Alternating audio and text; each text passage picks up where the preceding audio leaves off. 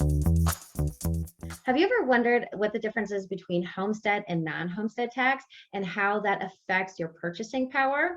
Well, today I'm going to sit down with Corey Phelps from Front Street Mortgage, and we're going to go over exactly what this means. So, welcome to another episode of Let's Get Real.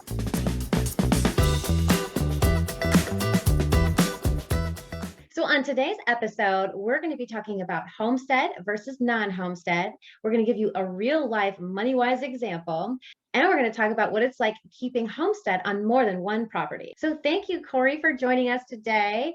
And Thanks for we're having really me. excited to help educate everybody about what this term means homestead versus non homestead. Sure. Thanks a lot, Lisa. I really appreciate you having me today. Most of us have heard the term homestead versus non-homestead, but didn't quite know what that even means.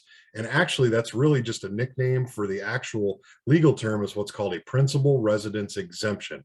And here in Michigan, that exempts a residence from the tax that's levied by a local school district for school operating purposes, and that can be up to what's called 18 mills. Now, we'll get to that in a moment as far as what that means in actual dollars and cents. What it encompasses is who could qualify for that and what really makes it that principal residence. Yeah, so my clients, that is the number one thing when they start looking at a property and they say, well, why are the taxes so high? And I said, let's look first, is it homesteaded or not? Because what you don't realize is that a non-homestead property could be up to 30 to 40% higher in tax value. That's right, Lisa. So here in Michigan, we have what's known as a principal residence exemption or homestead for short. And that really means that the person who is occupying that property as their primary residence is exempt from the school operating millage. So, Corey, I know a lot of people are curious about what is a mill and how are millage rates actually calculated. The mills are calculated based on the local township and county tax legislation, and those amounts are different township to township, county to county. Those are going to be different throughout the state, but the way that they're figured is you take the 1 mill divided by 1,000. So in this case, that homestead was 18 mills. You divide that by 1,000, which gives you a factor of 0.018 to start with to work our math. So, Corey, I'd love to have you show our audience here a real life example of what exactly it means from a dollars and cents perspective. In this example, we're going to use a value on a home of 500,000. In order to get what's known as the taxable value, a good estimate is to divide that by 2, which would give us 250,000. And then if we take that 250,000 times that mill factor, which is the 0.018 that we figured out previously, that lets us know that that homestead tax exemption is going to save us $4,500 a year or $375 per month. That is a huge savings. Thank you so much for explaining that clearly. Now, I wanted to talk to you too about oftentimes we've got somebody who is looking to sell their house and they want to write an offer on another one.